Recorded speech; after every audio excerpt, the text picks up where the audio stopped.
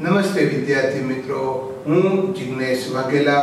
હું તમને account part 2 chapter number 2 ડિબેન્ચરના હિસાબોનો અભ્યાસ કરાવી રહ્યો છું, જેમાં આપણે આજે શીખવાનું છે રોકડ સિવાયના અવેજથી ડિબેન્ચર બહાર પાડવામાં આવે ત્યારે. તો ચાલો તેનો અભ્યાસ કરીએ. રોકડ સિવાયના અવેજથી ડિબેન્ચર બહાર પાડવામાં આવે ત્યારે એમાં જ્યારે કોઈ મિલકત ખરીદવામાં આવે ત્યારે એમાં 1 નંબર, જ્યારે મિલકતની ખરીદી કરાય ત્યારે તો મિલકત ખરીદો તો શું આમ નોંધ થાય? મિલકત ખાતે ઉધાર તે જે તે પેઢી ખાતે જમા, એટલે કે ઉધાર મિલકત ખરીદી છે. દાખલા તરીકે આપણે 4 લાખની મિલકત ખરીદીએ તો મિલકત ખાતે ઉધાર 4 લાખ તે જે તે પેઢી ખાતે જમા 4 લાખ. 2 નંબર, જ્યારે મિલકતની ખરીદી પેટે અંશતઃ રકમ ચૂકવાય ત્યારે, અંશતઃ રકમ એટલે થોડી ઘણી રકમ ચૂકવાય ત્યારે શું આમ નોંધ થાય? જે તે પેઢી ખાતે ઉધાર તે બેંક ખાતે જમા. તો હમણાં આપણે 4 લાખની મિલકત ખરીદી, એ પૈકી આપણે રૂપિયા 1 લાખ ચૂકવીએ તો શું આમ નોંધ થાય?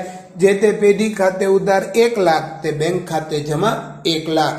3 નંબર, બાકી રકમ પેટે ઓછી રકમના ડિબેન્ચર આપવામાં આવે ત્યારે એને શું કહેવાય? ડિબેન્ચર પ્રીમિયમે આપ્યા કહેવાય. તો શું આમ નોંધ થાય? જે તે પેઢી ખાતે ઉધાર તે ડિબેન્ચર ખાતે જમા તે જામીનગીરી પ્રીમિયમ અનામત ખાતે જમા. આપણે ઉપરના ઉદાહરણમાં આપણે હજી કેટલા ચૂકવવાના બાકી છે? 3 લાખ. એની સામે આપણે એને 2,70,000 ડિબેન્ચર આપીએ તો ઓછી રકમના ડિબેન્ચર આપ્યા, તો ઓછી રકમના ડિબેન્ચર આપ્યા તો એને પ્રીમિયમે આપ્યા કહેવાય. તો શું આમ નોંધ થાય? જે તે પેઢી ખાતે ઉધાર 3 લાખ તે ડિબેન્ચર ખાતે જમા 2,70,000 તે જામીનગીરી પ્રીમિયમ અનામત ખાતે જમા 30,000 રૂપિયા. ઓકે, એટલી બાબત સમજાઈ ગઈ. હવે 4 નંબર, બાકી રકમ પેટે વધુ રકમના ડિબેન્ચર આપવામાં આવે ત્યારે એને શું કહેવાય? વટાવે ડિબેન્ચર આપ્યા કહેવાય. તો શું આમ નોંધ થઈ? જે તે પેઢી ખાતે ઉધાર ડિબેન્ચર વટાવ ખાતે ઉધાર તે ડિબેન્ચર ખાતે જમા. ઉપરના ઉદાહરણને આપણે કન્ટિન્યુ કરીએ તો આપણે 4 લાખની મિલકત ખરીદી, એ પૈકી 1 લાખ ચૂકવી દીધા, હજી બાકી કેટલા? 3 લાખ. એની સામે આપણે એને 3,50,000 ડિબેન્ચર આપીએ તો વટાવે ડિબેન્ચર આપ્યા કહેવાય. તો શું આમ નોંધ થાય? જે તે પેઢી ખાતે ઉધાર ડિબેન્ચર વટાવ ખાતે ઉધાર તે ડિબેન્ચર ખાતે જમા, એટલે એની આમ નોંધમાં કિંમત મૂકીએ તો જે તે પેઢી ખાતે ઉધાર 3 લાખ ડિબેન્ચર વટાવ ખાતે ઉધાર 50,000 તે ડિબેન્ચર ખાતે જમા 3,50,000. તો આ વાત થઈ રોકડ સિવાયના અવેજથી ડિબેન્ચર બહાર પાડવામાં આવે ત્યારે. એમાં જ્યારે કોઈ મિલકત ખરીદવામાં આવે ત્યારે. હવે આપણે શીખવાનું છે રોકડ સિવાયના અવેજથી ડિબેન્ચર બહાર પાડવામાં તો આવે, પણ જ્યારે કોઈ ધંધો ખરીદવામાં આવતો હોય તેવો ટોપિક. તો ચાલો તેનો અભ્યાસ કરીએ. રોકડ સિવાયના અવેજથી ડિબેન્ચર બહાર પાડવામાં આવે ત્યારે એમાં જ્યારે કોઈ ધંધો ખરીદવામાં આવે ત્યારે, હમણાં અગાઉનો ટોપિક શીખ્યા શું? તો કે મિલકત ખરીદવામાં આવે. હવે શું શીખવાનું છે? ધંધો ખરીદવામાં આવે ત્યારે સૌપ્રથમ એની ગણતરી કરવી પડે. એમાં પહેલી ગણતરી કેની છે? તો કે ચોખ્ખી મિલકતની ગણતરી છે. તો એ કઈ રીતે મળે? તો કે લખ્યું છે ચોખ્ખી મિલકત બરાબર કંપનીએ ખરીદેલ મિલકતો માઇનસ કંપનીએ સ્વીકારેલ જવાબદારીઓ. ત્યારબાદ બીજી ગણતરી આવે પાઘડીની અથવા તો મૂડી અનામતની. એમાં જો પાઘડીની ગણતરી હોય તો પાઘડી બરાબર ખરીદ કિંમત માઇનસ ચોખ્ખી મિલકતો. બરાબર, તો પાઘડી આવે ક્યારે? તો કે ચોખ્ખી મિલકત કરતા ખરીદ કિંમત વધુ હોય ત્યારે જ પાઘડી આવે છે. બરાબર, તો પાઘડીનું શું સૂત્ર છે? ખરીદ કિંમત માઇનસ ચોખ્ખી મિલકતો. ત્રીજું આવે મૂડી અનામત. મૂડી અનામતનું શું સૂત્ર છે? તો કે મૂડી અનામત બરાબર ચોખ્ખી મિલકતો માઇનસ ખરીદ કિંમત. તો મૂડી અનામત ક્યારે આવે? તો કે ખરીદ કિંમત કરતા ચોખ્ખી મિલકત વધુ હોય ત્યારે. પણ જનરલી આપણે પાઘડી વાળા જ દાખલાઓ આવે છે, મૂડી અનામત વાળા દાખલા આવતા નથી. ત્યારબાદ ગણતરી આવે ડિબેન્ચરની સંખ્યાની. તો ડિબેન્ચરની સંખ્યા કેમ મળે? તો ખરીદ કિંમત ભાગ્યા ડિબેન્ચર દીઠ ભાવ. બરાબર, તો ખરીદ કિંમતને ડિબેન્ચર દીઠ ભાવ વડે ભાગો તો ડિબેન્ચરની સંખ્યા મળે. આટલી ગણતરી પૂર્ણ થયા બાદ આપણે આમ નોંધ લખવાની હોય. તેમાં પહેલી આમ નોંધ, જ્યારે પેઢીની મિલકતો અને દેવા ખરીદવામાં આવે ત્યારે શું આમ નોંધ થાય? તો કે જે તે મિલકત ખાતે ઉધાર પાઘડી ખાતે ઉધાર તે જે તે દેવા ખાતે જમા તે જે તે પેઢી ખાતે જમા. આપણે જનરલી પાઘડી વાળા દાખલા આવે છે એટલે મેં પાઘડીનું જ ઉદાહરણ લખેલી છે. તો કે ફરી વખત મિલકત અને દેવા ખરીદો તો શું આમ નોંધ થાય? જે તે મિલકત ખાતે ઉધાર પાઘડી ખાતે ઉધાર તે જે તે દેવા ખાતે જમા, જે તે પેઢી ખાતે જમા. હવે ખરીદાય ત્યારબાદ એની સામે એને ડિબેન્ચર આપવામાં આવે. તો 2 નંબર, ખરીદ કિંમત પેટે ડિબેન્ચર આપવામાં આવે ત્યારે શું આમ નોંધ થાય? જે તે પેઢી ખાતે ઉધાર, તે ડિબેન્ચર ખાતે જમા, તે જામીનગીરી પ્રીમિયમ અનામત ખાતે જમા. એટલે કે ખરીદ કિંમત પેટે આપણે જે વધારાની રકમની ચૂકવણી કરી, બરાબર, એને પાઘડીમાં ગણી અને પાઘડી ઉપરાંત આવા ડિબેન્ચર આપણે પ્રીમિયમે આપતા હોઈએ છીએ. માટે એની શું આમ નોંધ થાય? જે તે પેઢી ખાતે ઉધાર, તે ડિબેન્ચર ખાતે જમા, છે જામીનગીરી પ્રીમિયમ અનામત ખાતે જમા. તો આ આમ નોંધ બંને પાકી કરવાની રહેશે, બરાબર. એના આપણે હવે પ્રેક્ટિકલ એક્ઝામ્પલ જોઈશું. તો ચાલો એવા દાખલાઓનો અભ્યાસ કરીએ. ઉદાહરણ 8, પેજ નંબર 79. માનસી લિમિટેડે રૂપિયા 6 લાખની મશીનરી સુમન મેન્યુફેક્ચરિંગ લિમિટેડ પાસેથી તારીખ 1/12/2017 ના રોજ ખરીદી. રૂપિયા 2 લાખ તરત જ ચૂકવી દીધા અને બાકીની રકમ પેટે માનસી લિમિટેડના રૂપિયા 3,70,000 ના 11% ડિબેન્ચર આપ્યા. માનસી લિમિટેડના ચોપડામાં જરૂરી આમ નોંધ પસાર કરો. જો માનસી લિમિટેડ બાકીની રકમ પેટે 4,20,000 ના 11% ડિબેન્ચર આપે તો તેની આમ નોંધ કેવી રીતે લખાશે? એટલે તમે જોવો તો કે મિલકત કેટલાની લીધી? 6 લાખ. એની સામે એડવાન્સમાં તરત જ ચૂકવી કેટલા લીધા? 2 લાખ. તો હવે કેટલા ચૂકવવાના રહે? 4 લાખ. 4 લાખની સામે 2 વિકલ્પ છે. એક 3,70,000 ના ડિબેન્ચર ને બીજા 4,20,000 ના ડિબેન્ચર. તો 4 લાખ સામે 3,70,000 ના ડિબેન્ચર હોય તો એ પ્રીમિયમે હોય અને 4 લાખની સામે 4,20,000 ના ડિબેન્ચર હોય તો એ વટાવે હોય. ઓકે, જે રકમ ચૂકવવાની હોય એના કરતા ઓછી રકમના ડિબેન્ચર આપો તો પ્રીમિયમે અને વધુ રકમના આપો તો વટાવે. ઓકે, તો હવે આની આમ નોંધ કેમ લખાય એ જરા જોઈ લઈએ. ઉદાહરણ 8, પેજ નંબર 79, જેની હમણાં આપણે રકમ વાંચી એના પરથી આપણે આમ નોંધ દોરી. માનસી લિમિટેડના ચોપડે આમ નોંધ. હવે કઈ તારીખ? તો કે 1/12/17. તો કે 1/12/17 ના રોજ મશીન ખરીદ્યું. ત્યાં લખવાનું મશીનરી ખાતે ઉધાર. કેટલાના ખરીદ્યા? તો કે 6 લાખ. તે સુમન મેન્યુફેક્ચરિંગ લિમિટેડ ખાતે જમા 6 લાખ. ઓકે, મશીનરી ખરીદી દીધી. તારીખ એની એ આપણે ઓન ધ સ્પોટ 2 લાખ રૂપિયા આપી દીધા. તો કે સુમન મેન્યુફેક્ચરિંગ લિમિટેડ ખાતે ઉધાર 2 લાખ.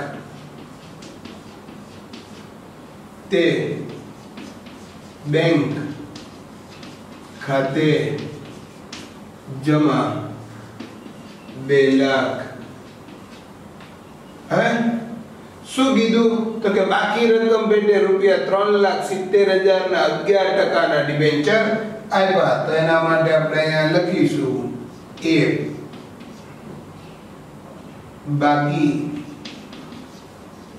રકમ પેટે રૂપિયા 3,70,000 ના 11% ના ડિબેન્ચર આપવામાં આવે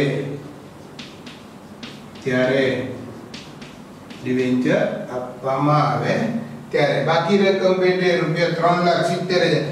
6 લાખની મશીનરી 2 લાખ એડવાન્સ આપી દીધા. એટલે ઓન ધ સ્પોટ આપી દીધા. દેવાના કેટલા થાય? 4 લાખ. એની સામે તમે 3,70,000 ના ડિબેન્ચર આપો તો 30,000 રૂપિયા જે છે એ જામીનગીરી પ્રીમિયમ અનામતના છે. એટલે જેટલી રકમ ચૂકવવાની છે એની કરતા ઓછી રકમના ડિબેન્ચર આપો તો પ્રીમિયમ આપ્યા કહેવાય. તો તારીખ એની એ જ 1/12/17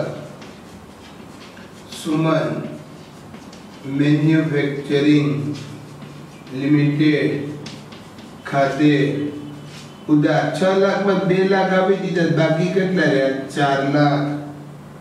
તે 11% ના ડિબેન્ચર ખાતે 11% ડિબેન્ચર ખાતે 3,70,000 તે જામીનગીરી પ્રીમિયમ અનામત ખાતે 30,000 જામીનગીરી પ્રીમિયમ અનામત ખાતે 30,000. ઓકે.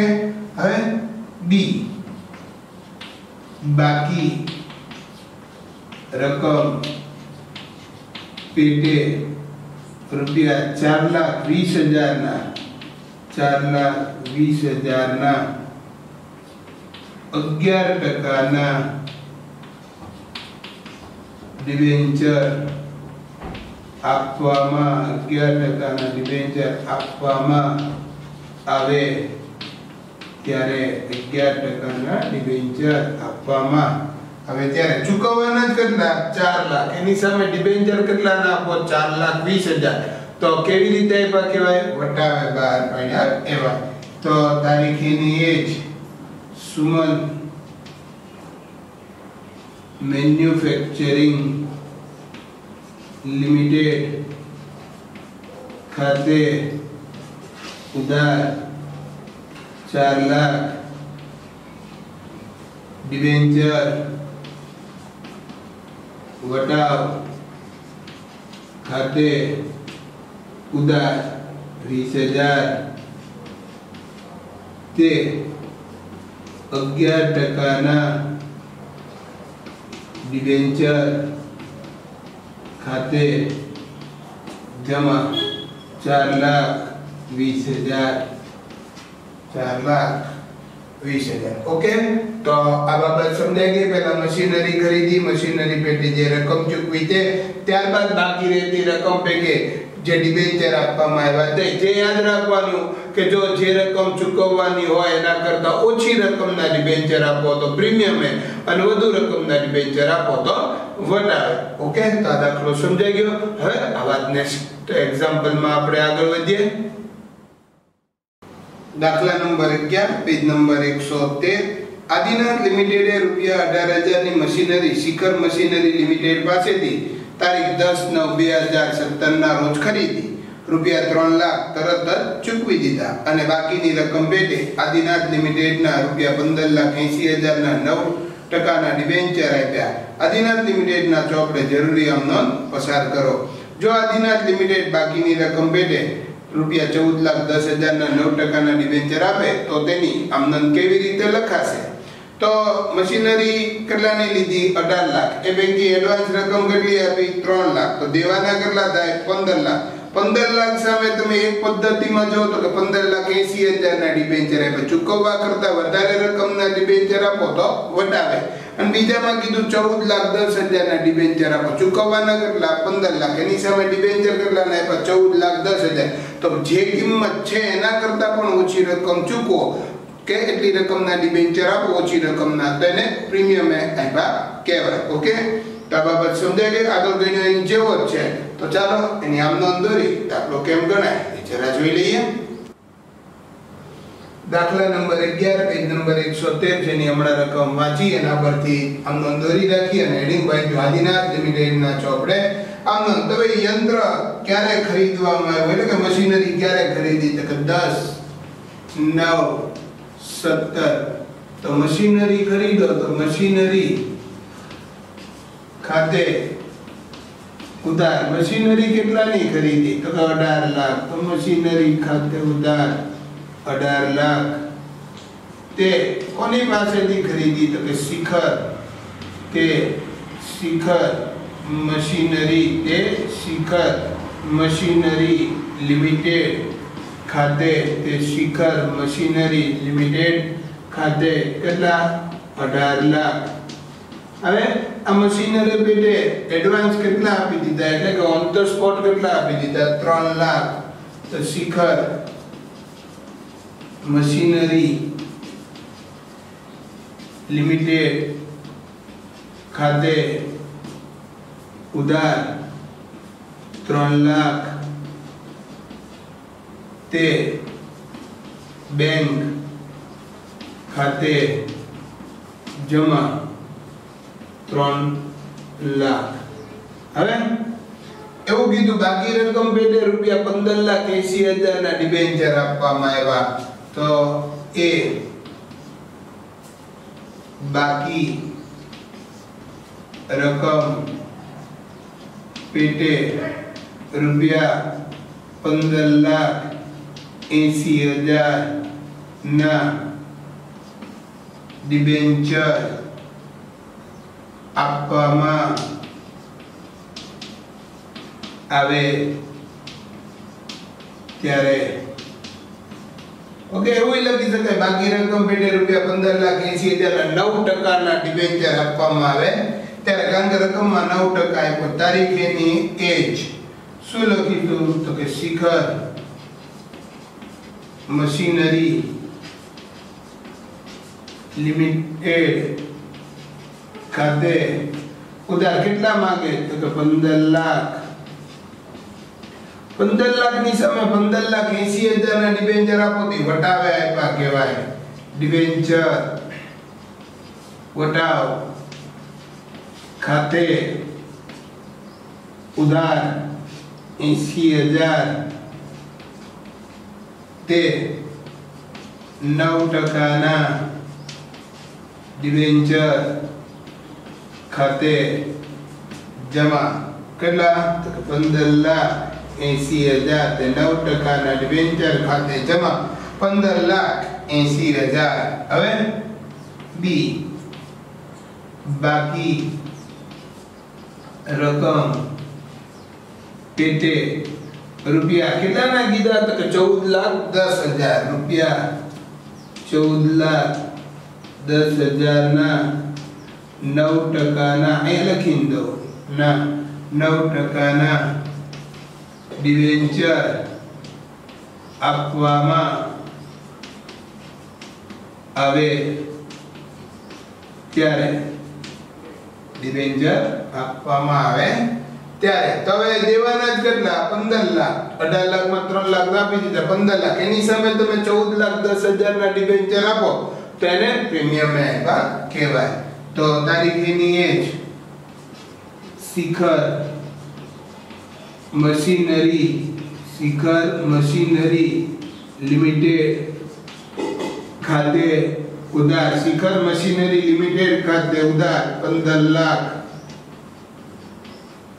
તે 9% ના ડિબેન્ચર ખાતે 9% ના ડિબેન્ચર ખાતે 14,10,000 તે જામીનગીરી પ્રીમિયમ અનામત ખાતે જામીનગીરી પ્રીમિયમ અનામત ખાતે કેટલા 90,000 જામીનગીરી પ્રીમિયમ અનામત ઓકે તો આ દાખલામાં આપણે શું શીખ્યા તો કે જ્યારે કોઈ મિલકત ખરીદવામાં આવે અને એના બદલામાં અમુક રકમ ચૂકવાય ત્યારબાદ બાકીની રકમ પેટે ડિબેન્ચર આપવામાં આવે ત્યારે ડિબેન્ચર જ્યારે મૂળ કિંમત કરતા વધુ રકમના આપવામાં આવે અને મૂળ કિંમત કરતા એટલે કે ચૂકવવાની રકમ કરતા ઓછી રકમના ડિબેન્ચર આપવામાં આવે જે રકમ ચૂકવવાની હોય એના કરતા વધુ રકમના ડિબેન્ચર આપો તો વટાવે અને જે રકમ ચૂકવવાની હોય એના કરતા ઓછી રકમના ડિબેન્ચર આપો તો પ્રીમિયમે બહાર પાડ્યા કહેવાય ઓકે તો અહીંયા આગળ આપણો દાખલો પૂર્ણ થયો તો હમણાં આપણે મિલકત ખરીદવામાં આવે એની આમનોંધ શીખ્યા જેમાં આપણે લખ્યું હતું કે ભાઈ જ્યારે કોઈ મિલકત ખરીદવામાં આવે ત્યારે એટલે કે રોકડ સિવાયના હવેથી ડિબેન્ચર બહાર પાડવામાં આવે એમાં આપણે મિલકત ખરીદવામાં આવે એની આમનોંધ શીખ્યા હવે એમાં જ રોકડ સિવાયના હવેથી ડિબેન્ચર બહાર પાડવા પણ જ્યારે કોઈ ધંધો ખરીદવામાં આવે ત્યારે એના સ્ટેપ યાદ રાખવાનો જ્યારે કોઈ ધંધો ખરીદવાનો હોય તો સૌપ્રથમ ચોખ્ખી મિલકત જોઈએ ચોખ્ખી મિલકત કેમ મળે તો કે કુલ મિલકતો માઈનસ કુલ દેવા બરાબર એટલે ચોખ્ખી મિલકત મળે હવે બે બાબત આવે એક પાઘડીની રકમ ને બે મૂડી અનામત જો ખરીદ કિંમત કરતા વધુ કિંમત એટલે કે ચોખ્ખી મિલકત કરતા તમે વધુ કિંમત ચૂકવવા તૈયાર થાવ તો જે વધારાની રકમ તમે ચૂકવવા તૈયાર થાવ એને પાઘડી કહેવાય બરાબર દાખલા તરીકે તમારી ચોખ્ખી મિલકત 8 લાખ છે પણ તમે ખરીદ કિંમત એની 9 લાખ નક્કી કરી, બરાબર, 9 લાખમાં ધંધો લઈ લો તો તમે જે 1 લાખ વધારે દેવા તૈયાર થયા એને પાઘડી કહેવાય. બીજું મૂડી અનામત. મૂડી અનામતમાં શું હોય તો કે ચોખ્ખી મિલકત કરતા પણ તમે ઓછી રકમ ચૂકવો, બરાબર, ચોખ્ખી મિલકત કરતા તમે જે રકમ ઓછી ચૂકવો એને મૂડી અનામત કહેવાય. આ બધી ચૂકવણી માટે રોકડ રકમ ચૂકવાતી નથી, એમાં ડિબેન્ચર આપવામાં આવે. તો ડિબેન્ચરની સંખ્યા જોવે તો ડિબેન્ચરની સંખ્યા મળે કે તો કે ભાઈ ખરીદ કિંમત ભાગ્યા ડિબેન્ચરનો ભાવ, બરાબર, ધંધાની ખરીદી કિંમત ભાગ્યા ડિબેન્ચરનો ભાવ. તો ભાગ્યા ડિબેન્ચરનો ભાવ કરો એટલે ડિબેન્ચરની સંખ્યા મળશે. તો આ જે બાબત મેં તમને સમજાવી, હવે એના પ્રેક્ટિકલ એક્ઝામ્પલ જોવાના છે. તેવા બે દાખલા આપણે જોઈએ. ઉદાહરણ 9 પેજ નંબર 80. નીતિન મેટલ્સ લિમિટેડે પટેલ ટ્રેડર્સની મિલકતો ₹8,80,000 માં અને દેવા કૌંસમાં લેણદારો ₹1,60,000 માં ખરીદી લીધા. ખરીદ કિંમત પેટે ₹7,68,000 ચૂકવવાનું નક્કી કર્યું. નીતિન મેટલ્સ લિમિટેડે ખરીદ કિંમત પેટે ₹100 નો એક એવા 12% ડિબેન્ચર 20% પ્રીમિયમથી આપ્યા. કઈ રીતે આપ્યા? પ્રીમિયમથી આપ્યા. કંપનીના ચોપડે આમ નોંધ પસાર કરો.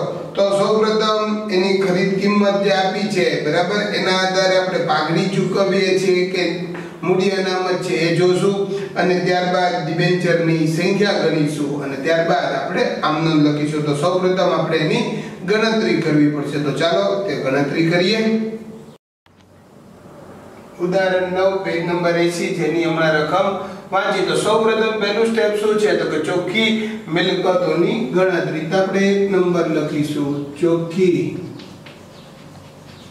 મિલકતોની ગણતરી. ચોખ્ખી મિલકતોની ગણતરી. તો ચોખ્ખી મિલકત કેમ મળે તો કે ચોખ્ખી મિલકત બરાબર કુલ મિલકતો માઈનસ કુલ દેવા. તો દાખલાની રકમમાં આપણને કુલ મિલકતો કેટલી આપી હતી કે દાખલાની રકમમાં આપણને કુલ મિલકતો 8,80,000 આપ્યા હતા. એમાંથી દાખલાની રકમમાં આપણને કુલ દેવા કેટલા આપ્યા હતા? 1,60,000. તો કુલ મિલકતો 8,80,000, એમાંથી કુલ દેવા બાદ તો 7,20,000 રૂપિયા. 7,20,000 રૂપિયા એને શું કહેવાય? ચોખ્ખી મિલકતો. હવે ચોખ્ખી મિલકતો પછી કેની વારી આવે તો કે ભાઈ ચોખ્ખી મિલકતો પછી આપણે 7,68,000 રૂપિયામાં ધંધો ખરીદવા માંગીએ, બરાબર. 7,68,000 એકચ્યુઅલી તમારે દેવા જોઈએ 7,20,000, એની જગ્યાએ તમે 7,68,000 ચૂકવવા પણ તૈયાર થાવ છો. તો જે વધારાના ચૂકવવા તૈયાર થાવ એને શું કહેવાય? પાઘડી. તો 2 નંબર પાઘડીની ગણતરી. પાઘડીની ગણતરી.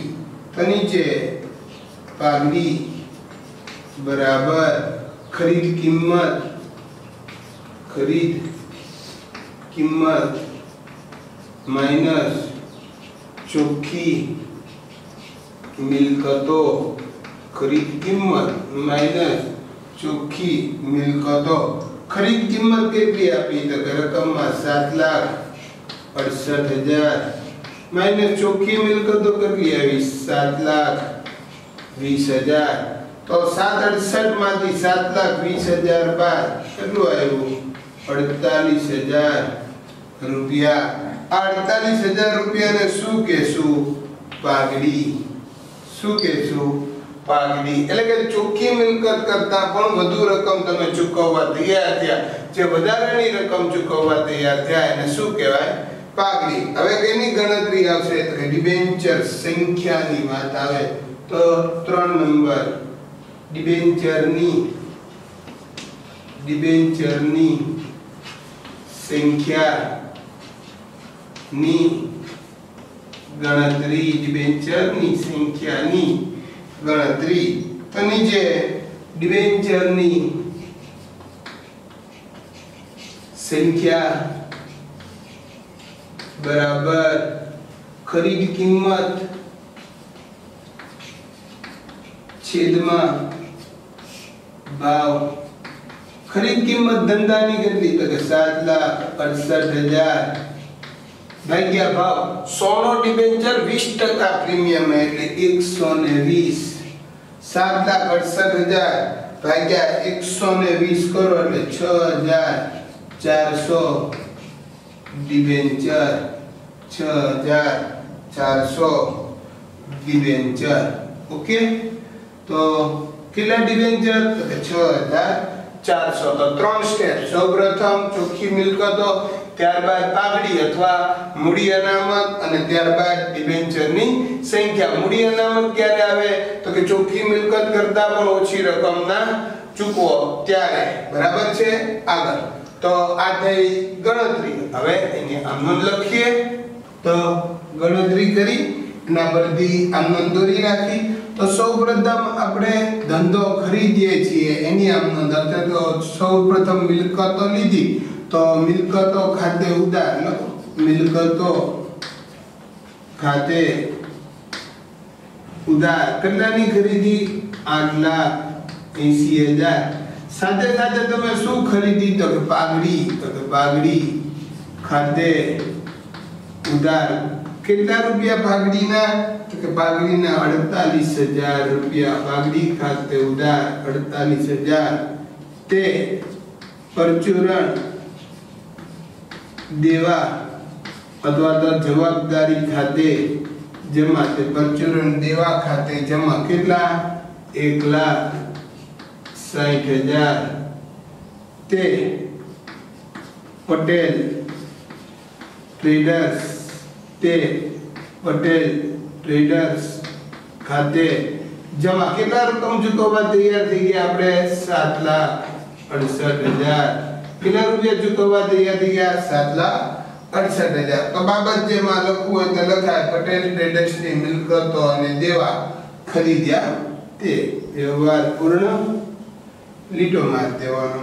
હવે આપણે પટેલ ટ્રેડર્સને ડિબેન્ચર આપીશું। હવે બીજી આમનામ કેની આવે પટેલ ટ્રેડર્સને ડિબેન્ચર આપીશું તો પટેલ ટ્રેડર્સ ખાતે ઉધાર, પટેલ ટ્રેડર્સ ખાતે ઉધાર 7,68,000 તે કેટલા ટકાના તો કે 12% ડિબેન્ચર ખાતે જમા, તે 12% ડિબેન્ચર ખાતે જમા। કેટલા ડિબેન્ચર 6400 ડિબેન્ચર ગુણ્યા 100 6,40,000 6,40,000 તે જામીનગીરી પ્રીમિયમ અનામત ખાતે, તે જામીનગીરી પ્રીમિયમ અનામત ખાતે કેટલા ડિબેન્ચર તો કે 6400 ડિબેન્ચર ગુણ્યા પ્રીમિયમની રકમ શું 20, તો 6400 ડિબેન્ચર ગુણ્યા 20 કરો એટલે 1,28,000 1,28,000। ઓકે તો બાબત જેમાં લખવાનું પટેલ ટ્રેડર્સને 20% ના પ્રીમિયમે ડિબેન્ચર આપ્યા તે, વ્યવહાર પૂર્ણ, લીડો મારી દેવાનો અને આપણો દાખલો પણ પૂર્ણ। તો નેક્સ્ટ એક્ઝામ્પલમાં આપણે હવે આગળ વધીએ। દાખલો 12 પેજ નંબર 113 વોલ્ટાસ ઇલેક્ટ્રિક લિમિટેડે નવરંગ ટ્રેડર્સની નીચે મુજબની મિલકતો અને દેવા ખરીદી લીધા। જમીન, મકાન, યંત્રો, ફર્નિચર, સ્ટોક, દેવાદાર, લેણદાર। ખરીદ કિંમત પેટે રૂપિયા 15,36,000 ચૂકવવાનું નક્કી થયું। વોલ્ટાસ ઇલેક્ટ્રિક લિમિટેડ ખરીદ કિંમત પેટે રૂપિયા 100 નો એક એવા 11% ના ડિબેન્ચર 20% પ્રીમિયમથી આપ્યા। કંપનીના ચોપડે આમ નોંધ પસાર કરો। તો સૌપ્રથમ શું જોવે ચોખ્ખી મિલકતો। ચોખ્ખી મિલકતોના આધારે આપણે પાઘડીની રકમ છે કે મૂડી અનામત છે અને ત્યારબાદ ડિબેન્ચરની સંખ્યા। તો ચાલો સૌપ્રથમ એની ગણતરી કરીએ અને ત્યારબાદ એની આમ નોંધ લખીશું। તો ગણતરીમાં આપણે આગળ વધીએ। દાખલા નંબર 12 પેજ નંબર 113 જેની હમણાં આપણે રકમ વાંચી। હવે સૌપ્રથમ કેની ગણતરી કરવી પડશે તો કે સૌપ્રથમ આપણે ચોખ્ખી મિલકતોની ગણતરી કરવી પડશે। તો હેડિંગ બાંધીએ ચોખ્ખી મિલકતો અથવા ચોખ્ખી મિલકતની ગણતરી। ચોખ્ખી મિલકતની ગણતરી. તો નીચે એનું સૂત્ર લખીશું. ચોખ્ખી મિલકત અથવા મિલકતો બરાબર કુલ મિલકતો માઈનસ કુલ દેવા. કુલ મિલકતો માઈનસ કુલ દેવા. તો દાખલાની રકમમાં આપણને જમીન, મકાન, યંત્રો, ફર્નિચર, સ્ટોક અને દેવાદાર આપ્યા. એનો તમે સરવાળો કરો તો તમારે કેટલો આવશે? તો એનો સરવાળો આવશે 15 લાખ. એનો સરવાળો કેટલો આવશે? 15 લાખ. એમાંથી કુલ દેવા તરીકે લેણદાર કેટલાના બાદ કરીશું? 80,000. તો એમાંથી કુલ દેવા 80,000 બાદ, બરાબર, કુલ દેવા 80,000 બાદ. તો 15 લાખમાંથી 80,000 બાદ કરો એટલે કેટલું આવશે? 14,20,000 રૂપિયા. 14,20,000 રૂપિયા. એને શું કહેવાય? ચોખ્ખી મિલકતો.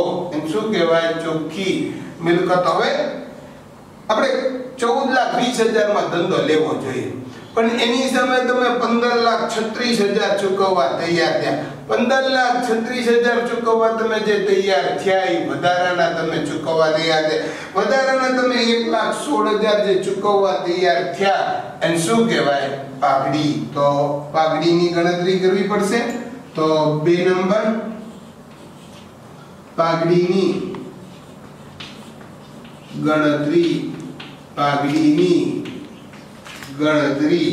તો પાઘડી કઈ રીતે મળશે? તો નીચે આપણે સૂત્ર લખીશું. પાઘડી બરાબર ખરીદ કિંમત માઈનસ ચોખ્ખી મિલકતો. ખરીદ કિંમત માઈનસ ચોખ્ખી મિલકતો. ખરીદ કિંમત કેટલી? તો કે દાખલાની રકમમાં આપ્યું 15,36,000 માઈનસ ચોખ્ખી મિલકતો ગણતરી કરી 14,20,000. તો 15,36,000 માંથી 14,20,000 બાદ 1,16,000 રૂપિયા. આ 1,16,000 રૂપિયાને શું કહેવાય? પાઘડી. શું કહેવાય? પાઘડી. હવે શેની ગણતરી જોવે? તો હવે તો આપણે ગણતરીમાં જોવે ડિબેન્ચર સંખ્યાની. 3 નંબર ડિબેન્ચર સંખ્યાની ગણતરી. ડિબેન્ચર સંખ્યાની ગણતરી. તો નીચે ડિબેન્ચર સંખ્યા. ડિબેન્ચર સંખ્યા બરાબર ખરીદ કિંમત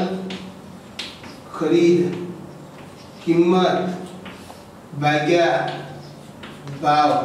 ખરીદ કિંમત ભાગ્યા ભાવ. ખરીદ કિંમત કેટલી? તો કે 15,36,000 ભાગ્યા ભાવ.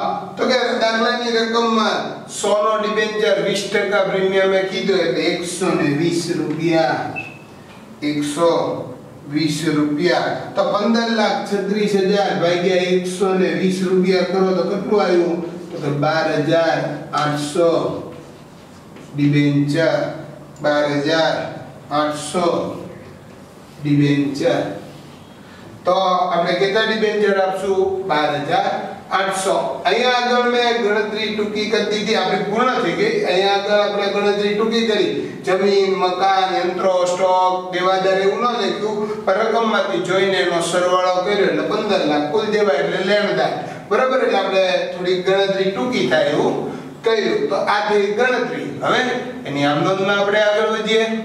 દાખલા નંબર 12 જેની ગણતરી આપણે કરી એના પરથી આપણે આમનોંધ દોરી રાખી. તો સૌપ્રથમ મિલકતો અને જવાબદારી ખરીદો એની આમનોંધ કરવી પડશે. તો સૌપ્રથમ આપણે શું લીધું? તો કે જમીન, મકાન. ત્યાં લખવાનું જમીન, મકાન, ખાતે, ઉધાર. જમીન મકાન આપણે કેટલાનું લીધું? તો કે 8 લાખ. તો જમીન મકાન ખાતે ઉધાર 8 લાખ. બીજું લીધું યંત્રો. તો યંત્રો ખાતે ઉધાર. યંત્રો આપણે કેટલામાં લીધા? તો કે 2,75,000. 2,75,000 75,000 ત્યારબાદ શું લીધું તો કે ફર્નિચર ખાતે ઉધાર ફર્નિચર આપણે કેટલામાં લીધું 1,20,000 ત્યારબાદ આપણે શું લીધું તો કે સ્ટોક ખાતે ઉધાર સ્ટોક આપણે કેટલામાં લીધો તો કે 2,25,000 ત્યારબાદ આપણે શું લીધું તો કે દેવાદાર બરાબર દેવાદાર ખાતે ઉધાર દેવાદાર કેટલાના છે તો કે 80,000 ત્યારબાદ શું લીધું તો કે ત્યારબાદ કંઈક લીધું પણ ખબર નથી હું લીધું તો કે પાઘડી તો કે જો પાઘડીની ગણતરી કરવી પડે આપણે ઉતાવળમાં આટલું જ લખીને લઈ આવીએ પણ પાઘડી આપણે ખરીદીએ તો પાઘડી ખાતે ઉધાર કેટલાની પાઘડી ખરીદી કે 1,16,000 એટલે કે આપણે પાઘડીના કેટલા ચૂકવ્યા 1,16,000 તે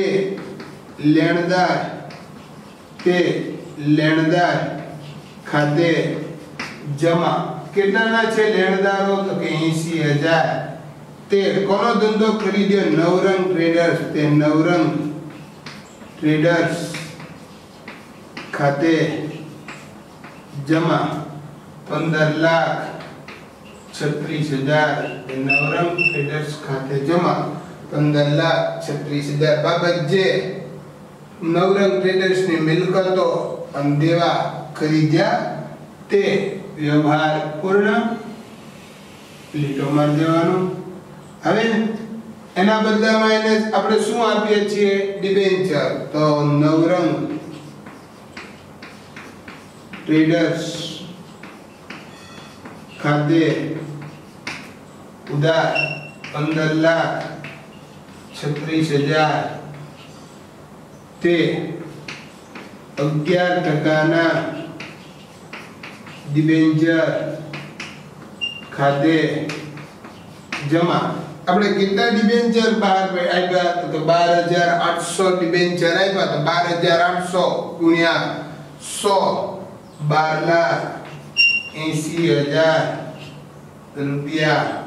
12,80,000 રૂપિયા તે જામીનગીરી પ્રીમિયમ અનામત ખાતે જામીનગીરી પ્રીમિયમ અનામત ખાતે 12,800 ડિબેન્ચર ગુણ્યા 20 રૂપિયા 2,56,000 રૂપિયા બાબત જે ખરીદ કિંમત પેટે 20% પ્રીમિયમે ડિબેન્ચર આપ્યા તે ઓકે તો આ દાખલો સમજાઈ ગયો આગલા દાખલામાં શું હતું તો કે કુલ મિલકત અને કુલ દેવા આપ્યો આ દાખલામાં શું આવ્યું મિલકતોના નામ અને દેવાનું નામ આપ્યું બાકી બધું સેમ હતું ઓકે તો અહીંયા આગળ આપણી પદ્ધતિ પૂર્ણ થઈ આપણો લેક્ચર પણ પૂર્ણ થયો હવે નવા લેક્ચરમાં કંઈક નવું શીખવા માટે ફરીથી મળીશું થેન્ક યુ વેરી મચ